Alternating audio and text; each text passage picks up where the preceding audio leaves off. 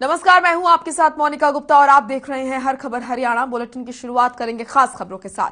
शीतकालीन सत्र शुक्रवार से शुरू हो गया है। आपको बता दें कि पहले दिन मुख्यमंत्री मनोहर लाल ने सदन में शोक प्रस्ताव पढ़ा और शहीदों और दिवंगत आत्माओं की शांति के लिए 2 मिनट का मौन भी इस बीच रखा गया। तो वहीं इनेलो विधायक अभय चौटाला ने किसान आंदोलन के दौरान जान गंवाने वाले किसानों के नाम शोक प्रस्ताव में न होने पर आपत्ति जताई और सत्र की शुरुआत काफी हंगामेदार रही। विपक्ष ने सवाल पूछने शुरू किए तो संबंधित मंत्रियों ने एक एक कर सभी सवालों के जवाब दिए। सत्र में वाटर लॉगिंग, किसान आंदोलन, एमएसपी पर कानून और एचपीएससी समेत तमाम मुद्दे उठे, जिनका सीएम समेत दूसरे मंत्रियों ने जवाब दिया। सीएम ने विरोधियों पर निशाना साधते हुए कहा कि पिछली सरकारें वाटर लॉगिंग के लिए जिम्मेदार हैं। वो जल्द ही वाटर लॉगिंग की समस्या का समाधान करेंगे। वाद विवाद के बीच सत्र को सोमवार तक के लिए स्थगित कर दिया गया है।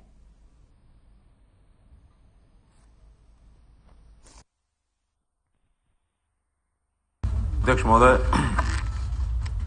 ये सदन भारत के पहले chief of defence staff general Vipin Rawat और उनकी पत्नी श्रीमती मधुलिका रावत के 8 दिसंबर 2021 को हेलीकॉप्टर दुर्घटना में हुए दुखद व असामयिक निधन पर गहरा शोक प्रकट करता है।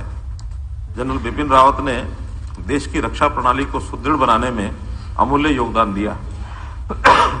राष्ट्र तथा सेना के प्रति समर्पण भावना तथा प्रतिबद्धता के लिए उन्हें सदैव याद रखा जाएगा।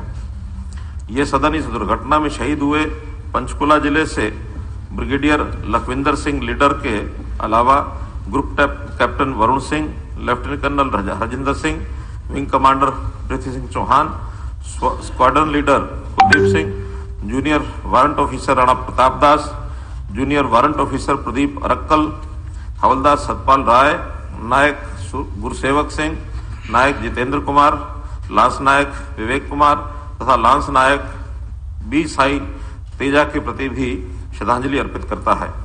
ये सदन इन वीरों की शहादत पर शत शत नमन करता है।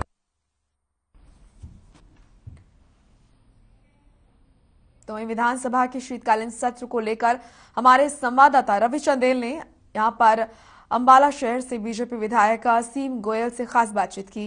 क्या कुछ बातचीत हुई, आपको सुनाते हैं। हरियाणा विधानसभा के शीतकालीन सत्र का आज आगाज हुआ। इस दौरान विपक्ष द्वारा सरकार को घेरने के तमाम प्रयास किए गए। इसी विषय पर चर्चा करने के लिए हमारे साथ मौजूद हैं अंबाला शहर से बीजेपी विधायक असीम गोयल। सर, मेरा सबसे पहला सवाल कि जिस तरीके से आपने आज अपना सवाल रखा कि जो बच्चे विदेश में पढ़ने जाते हैं उनके साथ, उनके भविष्य के साथ खिलवाड़ होता है, उनके परिवारजन भी जो है लगातार जो है उनकी इससे तकलीफ भी बने रहते हैं कि आखिरकार वो पहुंचे या नहीं पहुंचे। उसको लेकर जो प्रतिक्रिया आनी चाहिए थी वो प्रतिक्रिया उस तरीके से नहीं है जो आपने अनुरूप सोचा था। देखिए, हर चीज को सोचने का और देखने का एक नजरिया होता है। मेरा सवाल उन हजारों लाखों हरियाणा पंजाब के जो बच्चे हैं, हरियाणा के जो मेरी अपनी विधानसभा से हजारों बच्चे गए हैं, उनके लिए था कि देखिए, उनके साथ चाहे तो 2-3 तरीके से विदेश जा रहे हैं, स्टडी वीजा आईलेट्स करके या टूरिस्ट वीजा के ऊपर उनको धोखे से भेज दिया जाता है या डोंकी बना के, बिल्कुल आप समझें कि 2 नंबर में इनको भेजा जाता है। और जो स्टडी वीजा वाला भी सिस्टम है वो भी बहुत कम लोगों के पास मिनिस्ट्री ऑफ इनकॉर्पोरेशन सेंटर से जो लाइसेंस मिलता है, जो अच्छी यूनिवर्सिटी जिसमें एफिलेटेड होती हैं वो नहीं है। वो क्या करते हैं, थर्ड वेंडर के माध्यम से कोई छोटी मोटी यूनिवर्सिटी पकड़ लेते हैं, 2-4 कमरों की यूनिवर्सिटी, और बच्चा वहां भी अपने आप को ठगा हुआ महसूस करता है। सरकार कोई लाइसेंसिंग अथॉरिटी लेकर आए, कोई प्लेटफॉर्म लेकर आए और 2 तरह की फीस तय कर दे कि ठीक है भाई, स्टडी वीजा के नाते जो बच्चा जाएगा उसको इतना पैसा सरकार को देना और इतना जो है लाइसेंस होल्डर है उसको मिलेगा, और जो दूसरा बच्चा वर्क परमिट के नाते जाएगा वो इस तरह की रेवेन्यू जो है सरकार को देगा और लाइसेंस होल्डर को देगा। सर, अगर बात करें भर्ती फर्जीवाड़े की, सड़क से लेकर सदन तक इसकी गूंज जो है वो गूंज रही है। लगातार विपक्ष जो है इस मामले को भुलाने की कोशिश भी कर रहा है, तो इसको लेकर क्या कुछ प्रतिक्रिया रहने वाली है? और साथ ही साथ आगामी सोमवार को जो है काम रोको प्रस्ताव भी जो है वो लाया जाएगा, किस तरीके से देखें? देखिए, जो लोग आज इस भर्ती प्रक्रिया के ऊपर उंगलियां उठा रहे हैं वो तो खुद शास तो बोले, छलनी भी बोले जिसके अंदर 100 छेद, जो खुद जिनके राज के अंदर कंडक्टर बसों के अंदर बस की टिकट के ऊपर पीछे नंबर लिख के नौकरियां बेच देता था। हर एमएलए विधायक की जेब के अंदर जो है 5-7 नौकरी लगने वालों के नाम होते थे, रिश्तेदारों के नाम होते थे, बेची जाती थी शरेआम नौकरियां, मंडियां लगती थी। वो लोग हमने तो हमारी सरकार के ऊपर आरोप लगा, आरोप सिद्ध हुआ नहीं हुआ, हमने तो उसको ऑफिसर को, जो सबसे बड़ा ऑफिसर है, उसको टर्मिनेट करने का काम किया। जितने लोग भी हैं, चाहे उन्होंने हमारी पार्टी का नाम इस्तेमाल किया, चाहे कुछ है, कोई इसमें बख्शा नहीं जाएगा। कानून के तरीके से सबके ऊपर कार्रवाई होगी। इसमें कोई भी बड़ा मगरमच्छ है, कोई छोटी मछली है, कोई नहीं बचेगा। और आज तक कांग्रेस बता दें उन्होंने किसके ऊपर क्या कार्रवाई की है। अगर देखा जाए तो एचपीएससी के डिप्टी सेक्रेटरी अनिल नागर को बर्खास्त किया गया है। एचपीएससी के चेयरमैन अभी भी बदस्तूर वो वहां पे कार्यरत हैं, इसके लिए एचएससी के भी चेयरमैन कार्यरत है। किस तरीके से देखते हैं जो सवाल विपक्ष उठा रहा है कि सरकार ने सबसे पहले जिस अधिकारी की इन्वॉल्वमेंट सामने आई उसको हटाने का तुरंत प्रभाव से काम किया, हटाने का। और दूसरी बात, जांच से सरकार कभी पीछे नहीं मुड़ रही। सरकार ने कहा कि हम जांच करवाएंगे और जिस एजेंसी से होगी तय होगा, बिल्कुल दूध का दूध पानी का पानी करेंगे। जब तक चेयरमैन के ऊपर अभी तक कोई ऐसा आरोप साबित नहीं हुआ, तो आप देखिए सारे लोगों को भ्रष्ट बता के आप बिना प्रूफ के कैसे कार्रवाई कर सकते हो। आप उनके खिलाफ भी प्रूफ आएगा, उनके खिलाफ भी कार्रवाई होगी। बहुत बहुत शुक्रिया सर। तो ये थे हमारे साथ अंबाला शहर से बीजेपी विधायक असीम गोयल, जिन्होंने कहा कि विपक्ष लगातार जिस तरीके की बयानबाजी कर रहा है, बिना किसी तथ्य के वो बयानबाजी कर रहे हैं। हालांकि सरकार द्वारा बाकायदा निष्पक्ष तरीके से भर्ती फर्जीवाड़े मामले की जांच की जा रही है। चंडीगढ़ से हर खबर हरियाणा के लिए रवि चंदेल के साथ कैमरा। तो वहीं हरियाणा विधानसभा के शीतकालीन सत्र की शुरुआत हो गई है। इस दौरान सड़क में सदन तक, यहां पर सड़क से लेकर सदन तक कहीं ना कहीं जो हंगामा है वो देखने को मिला और कई सारे मुद्दे यहां पर देखने को मिले। आपको बता दें कि जो भर्ती फर्जीवाड़ा है वो मुद्दा गरमाया रहा और कांग्रेस विधायक किरण चौधरी की तरफ से इस मुद्दे पर बहुत कुछ कहा गया। और चलिए फिलहाल आपको सुनाते हैं क्या कुछ उन्होंने कहा है। हरियाणा विधानसभा के शीतकालीन सत्र का आगाज हुआ है। इस दौरान किन किन मुद्दों पर चर्चा हुई और किन मुद्दों को सिरे से नकारा गया, इस विषय पर चर्चा करने के लिए हमारे साथ मौजूद हैं कांग्रेस की वरिष्ठ नेत्री किरण चौधरी। हम सबसे पहले तो ये बताएं कि किन किन मुद्दों पर आज मुख्य रूप से चर्चा हुई जीरो आवर के अंदर, उस बारे में बताएं। जीरो आवर एक ऐसा आवर होता है जिसमें आप सारी बात उठा सकते हो, लेकिन जब प्रश्नों के जरिए आपने देखा होगा कि प्रश्नकाल के अंदर सप्लीमेंट्री जो है, वो जो विधायक प्रश्न रखता है उसकी 2 सप्लीमेंट्री होती हैं, लेकिन और दूसरे विधायक भी जो हैं उसके ऊपर सप्लीमेंट्री पूछ सकते हैं, लेकिन यहाँ इजाजत नहीं दी जाती है। तो ये बड़े दुर्भाग्य की बात है, क्योंकि जब आपके प्रश्न लगते नहीं हैं, आपकी कॉलिंग अटेंशन सारे के सारे निरस्त हो जाते हैं, तो सारा का सारा यही एक जरिया होता है जिसके जरिए सरकार को जो है आप उसका आईना दिखा पाओ, वो नहीं हो पाया। तो अब जल्दबाजी में 3 मिनट में जो बातें हैं वो तोते की तरह वो रटनी पड़ती है। 3 मिनट में क्या क्या कर सकते हो। असलियत के अंदर तो जो कार्रवाई जो विधानसभा की होती है वो कार्रवाई होती है प्रश्नों के जरिए, कॉलिंग अटेंशन मोशन के जरिए, ये जो है प्रस्ताव के जरिए, या ये काम रोको प्रस्ताव के जरिए। ये सारी चीजें होती हैं जिसके जरिए आप हरियाणा की समस्याओं का उजागर कर सकते हैं, लेकिन वो तो यहाँ पे होता ही नहीं है। अगर एमएसपी की बात करें तो एमएसपी को कानूनन अमलीजामा पहनाने के लिए आप बाकायदा बिल भी लेकर आई थी, उसको लेकर क्या कुछ चर्चा हुई, नहीं हुई, या उसे निरस्त किया गया, उसके बारे में बताएं। बिल मैं नहीं लेकर आ सकती, क्योंकि हरियाणा विधानसभा का इख्तियार नहीं है इसके ऊपर कानून बनाना। कानून केवल केंद्र सरकार बना सकती है। मैं जो लेकर आई हूँ वो एक प्रस्ताव है, एक सिफारिश है कि जो हरियाणा सरकार यहाँ पे हरियाणा का पूरा विधानसभा उसको पारित करके केंद्र को सिफारिश करके भेज सकता है कि हरियाणा का कृषि प्रधान प्रदेश है, और जब तीनों काले कानूनों के ऊपर आपने जब वापस कर लिया है और जब कानून पास हुए थे तब धन्यवाद प्रस्ताव भेजा था केंद्र को, तो धन्यवाद प्रस्ताव आप भेज सकते हैं। तो ये प्रस्ताव भी आप भेज सकते हैं कि आप एमएसपी जो है इसका कानून केंद्र जल्द से जल्द बनाए। तो वो प्रस्ताव जो है एमएसपी का, वो मैं विधानसभा के अंदर किसान भाइयों के लिए लेकर आई हूँ, क्योंकि इन्हीं की बात थी, इन्हीं का वायदा था कि 2022 तक हम आय दुगनी करेंगे। अब आय दुगनी कैसे करेंगे? 2022 तो अब आ गया, 10 दिन के अंदर 2022 आ गया है। तो जो हालात आज किसान के हैं, आय दुगनी मतलब जो उसकी लागत है वो दुगनी हो गई है, उसका जो उपज है उसको दाम नहीं मिलते हैं, उसका जो है यूरिया उसको नहीं मिलता है, खाद उसको नहीं मिलती है समय पर, लाइन पे लग के टोकन जो है उसमें ली जाती हैं थाने के अंदर से। तो इस तरह की व्यवस्था सरकार की है, तो आप समझ सकते हैं दुगनी की तो बात ही छोड़िए, है ना। तो इसलिए जो है ये केंद्र सरकार को, और हरियाणा जब एक कृषि प्रधान प्रदेश है तो ये हमारा दायित्व बनता है सारे विधायकों का कि हम सर्वसम्मति से इसको पास करके भेजें। लेकिन अब देखना ये होगा कि अगर ये इसको लगने नहीं देंगे तो इसका मतलब सरकार की नियत और नियति साफ नहीं है। मैम, एचपीएससी और एचएससी मामले को लेकर काम को प्रस्ताव भी आप लेकर आई थी, उसके बारे में क्या कुछ चर्चा हुई? वो जो प्रस्ताव मैं लेकर आई हूँ, प्रस्ताव नहीं, वो काम रोको जो लेकर आए हैं हम, उसको जो है लगा दिया गया है। हमारे अध्यक्ष जी ने उसको लगाया है और उसके ऊपर पूरी तरह से खुलकर जो है हम चर्चा करेंगे। अब चर्चा होने देनी चाहिए क्योंकि उन्होंने कहा एक एक प्रश्न पूछो, प्रश्न से तो नहीं, उसके ऊपर बात होगी। सारा का सारा काम रोको प्रस्ताव का मतलब ये होता है कि उस दिन सारी कार्रवाई स्थगित करके उसके ऊपर विषय के ऊपर सारी चर्चा पूरी सिरे से होती है और खास तौर से जिन्होंने दिया होता है उसको पूरा समय देना चाहिए बोलने का। तो अगर समय बोलने का दिया तो फिर मैं पूछूंगी इनसे सबसे सारे सवाल कि आज जो है किस तरह से हमारे नौजवान बच्चों की उनकी जिंदगियों के साथ जो है खिलवाड़ करा जा रहा है। 5-7 साल हो गए वो नौकरी के लिए आस लगाए बैठे हैं। इनकी ये वायदा था 75% नौकरी देने का, वो तो बात छोड़िए, जो नौकरी लगा सकते हैं वो सरकार जो है अटैची कांड खुलेआम जो है हो रहा है और खाली एक अफसर को निलंबित करके ये सोचते हैं कि काम बन गया। और जो असली मछलियां हैं, जो असली मछली क्या असली जो मगरमच्छ हैं, उनको पकड़ा नहीं जा रहा है। तो ये सारी बातें अब लेकर आएंगे, वो लगाया है इस बारी और हम लेकर आएंगे। जिस तरीके से अनिल नागर की बात की आपने कि उसके पीछे बहुत सी बड़ी बड़ी मछलियां हैं जिनके नाम जो हैं वो उजागर होने बाकी हैं, तो ऐसे में एक आपकी प्रेस वार्ता में भी ये सवाल आया था कि एक वीडियो जो है वो जारी किया गया जिसमें कुछ उच्च अधिकारी जो सरकार के बड़े खास हैं उनके नाम भी सामने आए हैं। तो मेरा सवाल ये है कि कौन कौन से ऐसे नाम है, यदि नाम ये चिन्हित करें या कुछ ऐसा सवाल? मेरा कहना मानना ये है कि अगर मेरे घर के अंदर अगर कोई मेरा नौकर गलत काम कर रहा है तो छोटा मोटा कर रहा है तो शायद मेरे नज़र में ना आए, लेकिन अगर कोई बड़ा काम ऐसे करता है तो वो मेरे नज़र में रहेगा।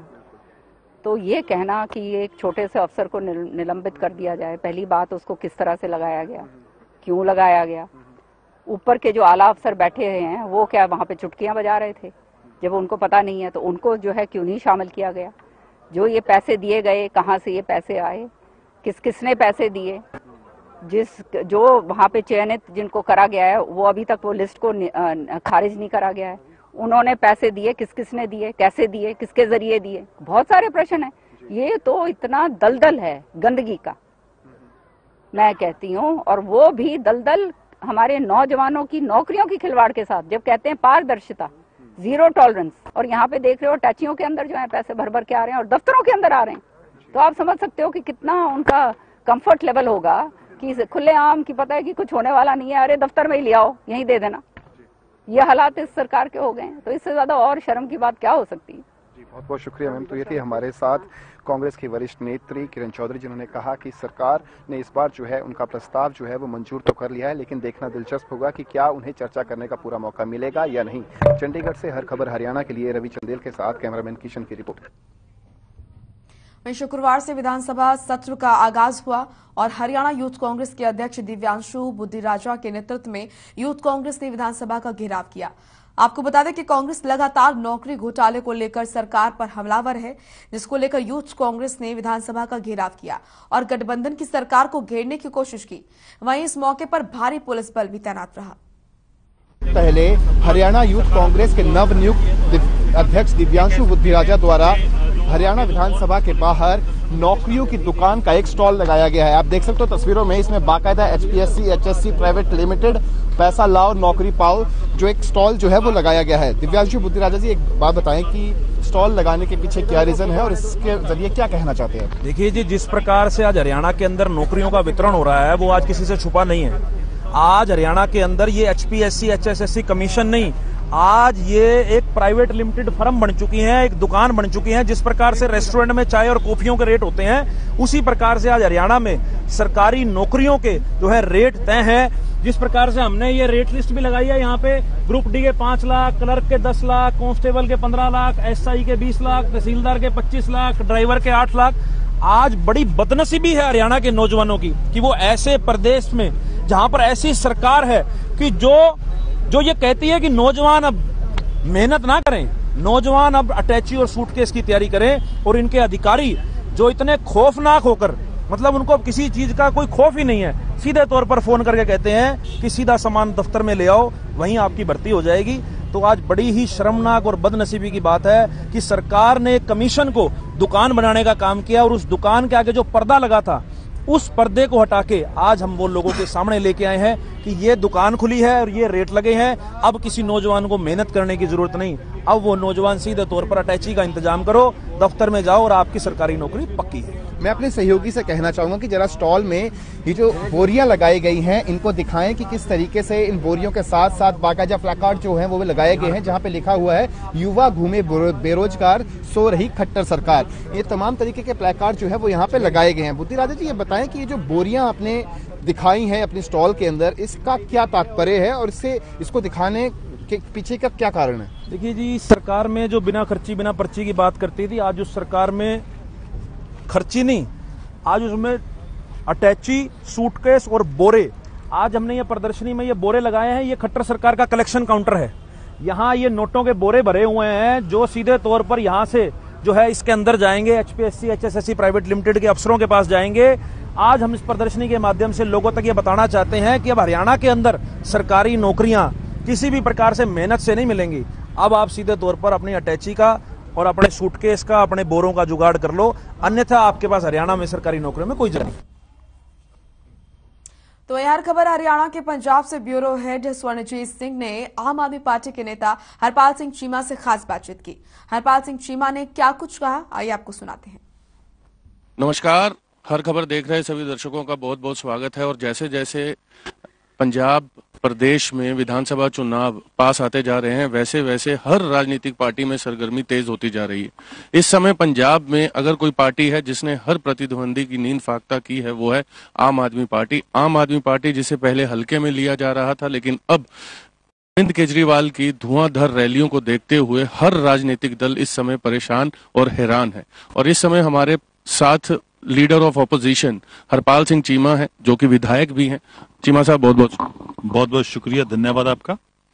चीमा साहब, सबसे पहला प्रश्न, जलंधर की तिरंगा यात्रा में अरविंद केजरीवाल ने वादों के एक तरह से पुल बांध दिए। सबसे पहला वादा कि आने वाले समय में इंटरनेशनल स्पोर्ट्स यूनिवर्सिटी बनाई जाएगी, और सामने आपके जो प्रतिद्वंदी हैं कांग्रेस पार्टी से, उनका कहना है कि क्या दिल्ली में ये सब कर दिया जो अब पंजाब में करेंगे?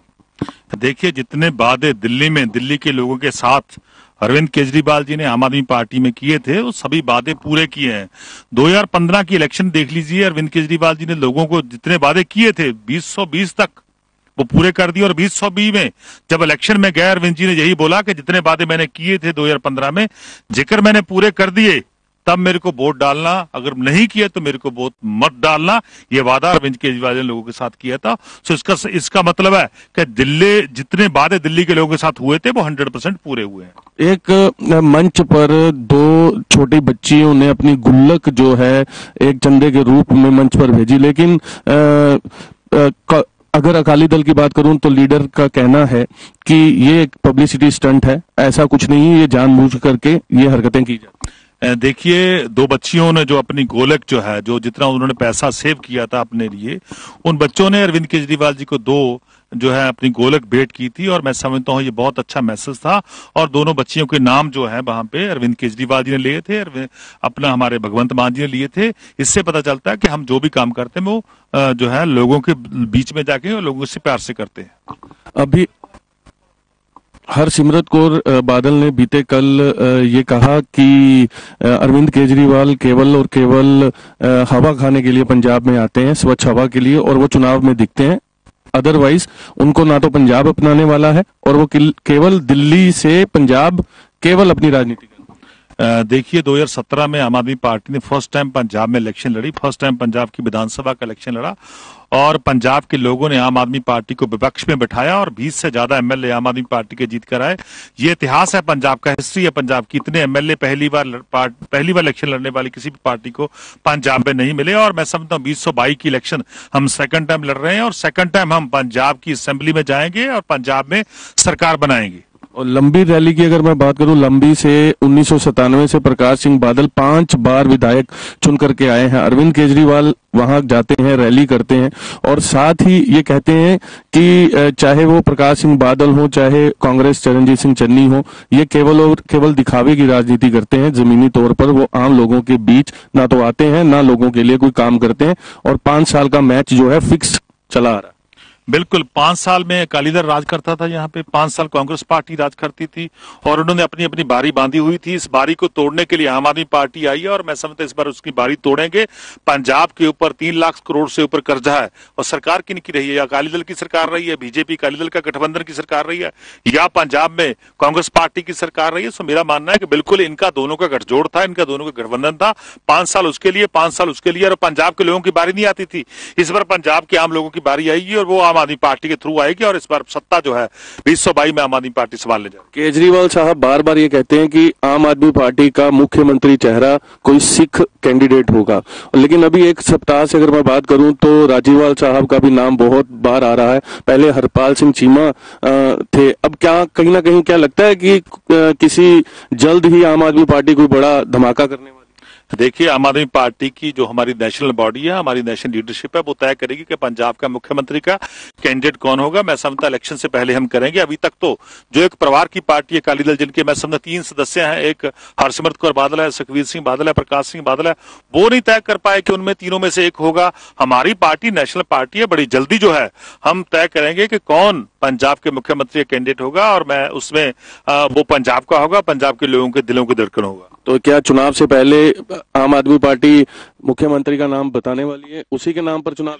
बिल्कुल, मुख्यमंत्री का जो नाम है तय करके, मुख्यमंत्री के नाम का ऐलान करके आम आदमी पार्टी इलेक्शन लड़ेगी। बादल परिवार की बात की, सुखबीर सिंह बादल हो, हरसिमरत कौर बादल हो, दोनों ने केजरीवाल को कहीं ना कहीं नौटंकी का, और आज ट्रांसपोर्ट मंत्री हैं राजा वड़िंग, उन्होंने भी ये कहा कि जोकर की तरह काम करते हैं अरविंद केजरीवाल, एक तरह से जोकर हैं। अब उस पर क्या करें? देखिए, मैं समझता हूँ ये बुखलाहट का रिजल्ट है, ये फ्रस्ट्रेशन का रिजल्ट है। उनमें फ्रस्ट्रेशन आ चुकी है, चाहे वो अकाली दल के नेता हो, चाहे कांग्रेस के नेता हो। उनको पता है कि पंजाब के लोगों की पहली पसंद जो है वो केजरीवाल जी बन चुके हैं, आम आदमी पार्टी बन चुकी है, इसलिए वो बुखलाहट में ऐसे बयान देते हैं। अरे भाई, उनकी तो सरकार है, कांग्रेस पार्टी की तो सरकार है, वो काम क्यों नहीं करते? हमारे ऊपर दोष लगा रहे, काम क्यों नहीं करते? सो मैं समझता हूँ अब इनकी ये बुखलाहट का नतीजा कि ऐसे वो बयान दे रहे हैं अरविंद केजरीवाल जी। वो ऐसे कद्दावर लीडर हैं जिनको देश के लोग प्यार करते हैं और पंजाब के लोग उनको जो है सत्कार देते हैं और प्यार करते हैं। आज नवजोत सिंह सिद्धू ने कहीं ना कहीं अर्बन मजदूर की बात की, मनरेगा को थोड़ा सा हाईलाइटेड करते हुए उन्होंने कहा कि अगर कांग्रेस सरकार दोबारा आती है तो मजदूर, चाहे वो खेत में मजदूर है, चाहे वो, और खास तौर पर उन्होंने पल्लेदारों का और मजदूर वर्ग जो कि शहरों में काम कर रहे हैं उनके लिए उन्होंने कहा कि हम करने वाले हैं। आपको क्या लगता है कि जैसे जैसे चुनाव पास आ रहा है और कांग्रेस के वायदे फिर से शुरू होते चले? देखिए, 2017 में भी ये पल्लेदारों की बात करते हैं तो पल्लेदारों से साथ वादा जो है वो कांग्रेस पार्टी ने किया था, कैप्टन साहब ने किया था। 5 साल में तो वादा पूरा नहीं किया। अब दोबारा किस चेहरे के साथ जा रहे हैं? नवजोत सिंह सिद्धू भी तभी भी कैंपेन कमेटी में थे, किस चेहरे से जा रहे हैं वो?